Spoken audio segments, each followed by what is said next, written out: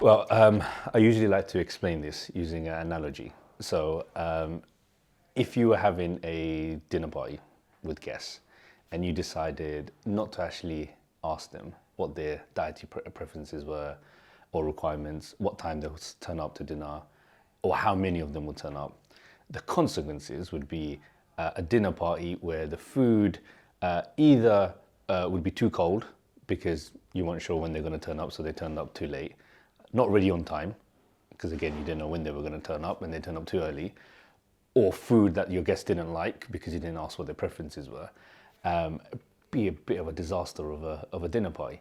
Now, it's a very basic example, but I use that because for about over a decade now in the industry, I've seen many organizations and companies, when they're building customer-centric products or customer experiences, they overlook one major ingredient, which is the customer.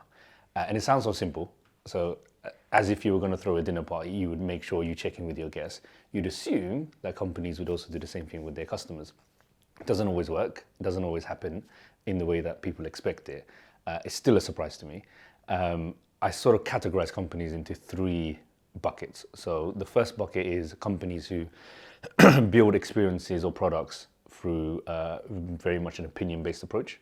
So you look at a very famous example with Google and Google Plus. I'm sure everyone remembers when they try to push that across.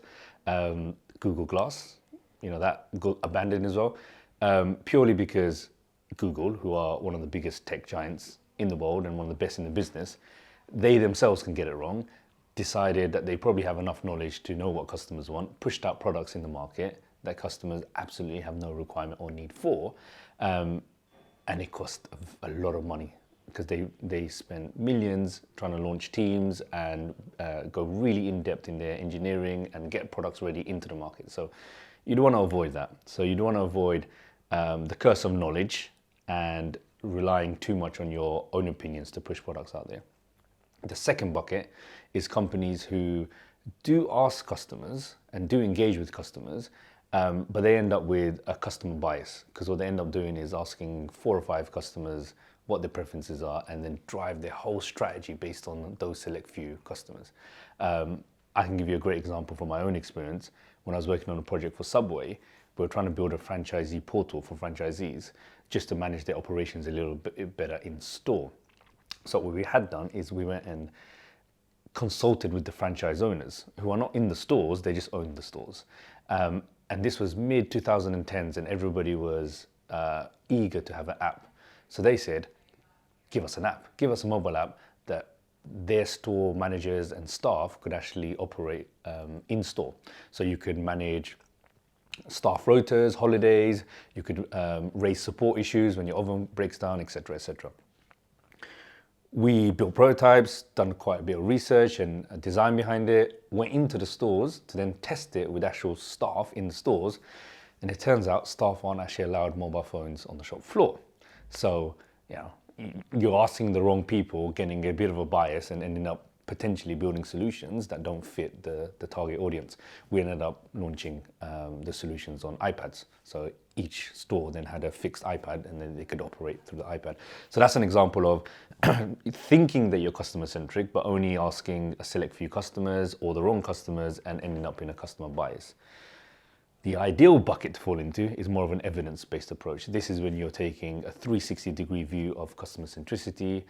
This requires organizational change sometimes to make sure that you're operating very customer-centric. You've got to have processes in place that allow you to not just gather feedback, but analyze feedback, get the insights and make sure that's fed into your product development cycles as well. So that's a tricky area to navigate, but if you can get that right, you'd avoid all the mistakes that you would do in the first 2 buckets, but you'd also then end up with products that are actually relevant for your customers. So why customer centricity important for your business? Sometimes it's just to avoid mistakes, but on the benefit side, you can actually get solutions out there that your customers actually want, build some loyalty with them, build an engagement with them and stay relevant and avoid the biggest example I didn't actually mention is avoid turning into a blockbuster.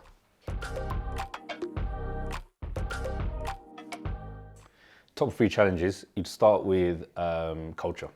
So one of the main reasons that customer centricity fails in many organizations is the culture is not set up to be customer centric, and that starts with leadership.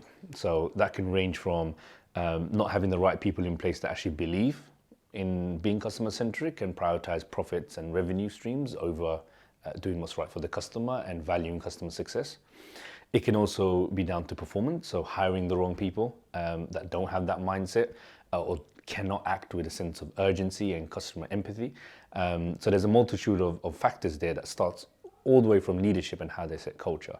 The best example that I can give you in terms of how culture can make a big difference in customer centricity is Amazon's example when they launched the one-star rating feature on the bookstore.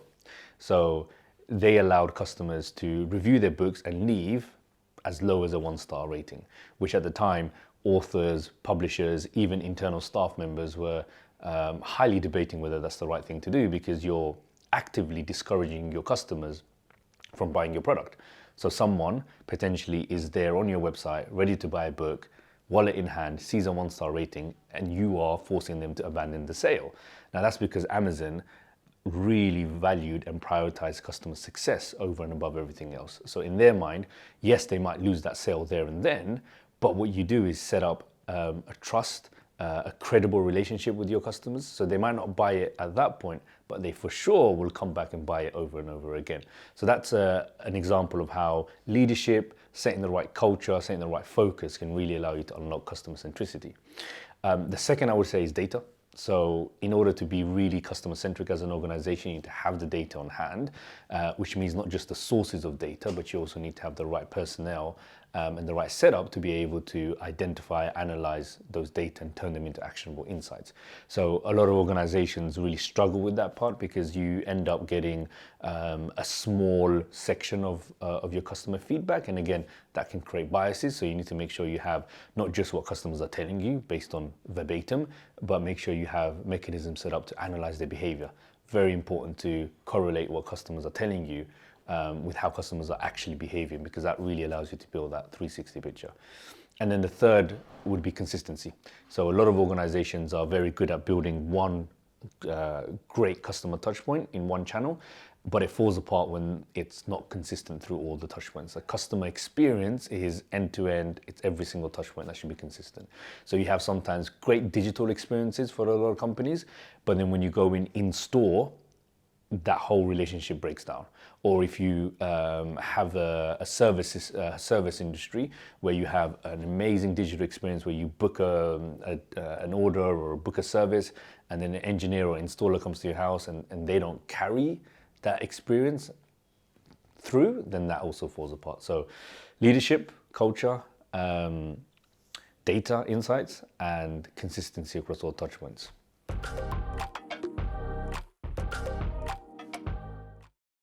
Probably the obvious ones. So Amazon, as I mentioned earlier on, they're set up really to be customer centric, not just in terms of their process, but mindset. And they really focus on that culture. You know, they have a cultural value, which is being obsessed with the customer.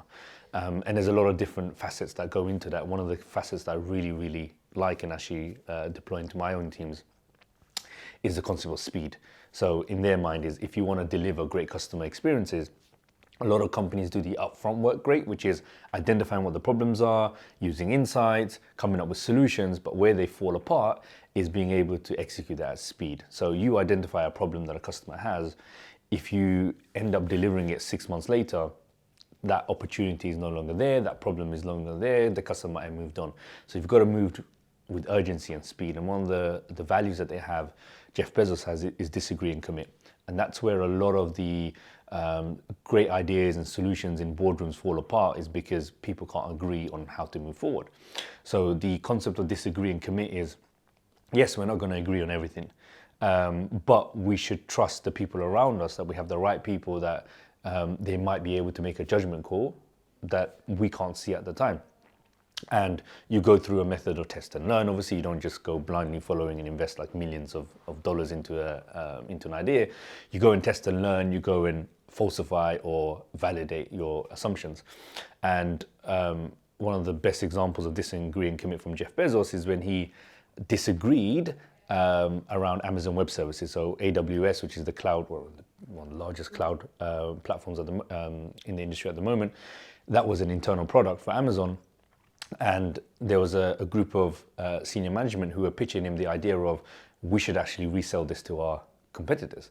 And Jeff Bezos thought that was an insane idea, because why would you want to resell the very thing that gives us a competitive advantage at the moment? So the ability to operate at speed and with efficiency, why would you want to now open that up to our competitors? But he disagreed with the concept, but he committed to it. He said, well, I'll trust you on this. We'll go on the journey with you.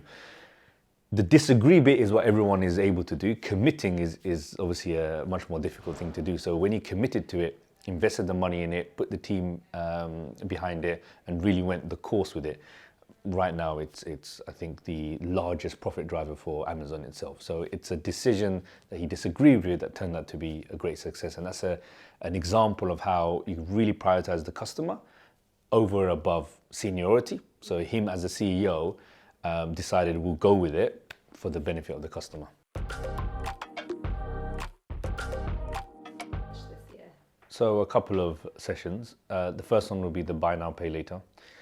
It's obviously been a phenomenon for a while, but there's obviously a lot of risks around how customers end up dealing with some of the negative aspects of buy now, pay later arrangements.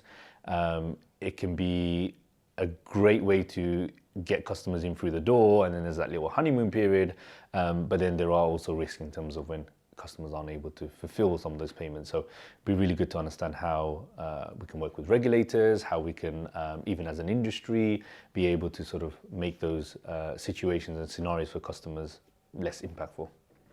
And I would say the second one, slightly related to that, is when times are tough, it's also tough for customers. So myself being working in the energy industry, going through the cost of living crisis and the energy crisis last year, there tends to be a scenario or a situation when all companies need to adopt a very empathetic model, where revenue and your normal sales targets and everything take a secondary nature, and you have to really just do what's right for the customers. Not always easy to do, because you still have a business to run, but it's those balances that are interesting to see how it plays out. So it'd be good to see how we're planning to cope with those situations as an industry.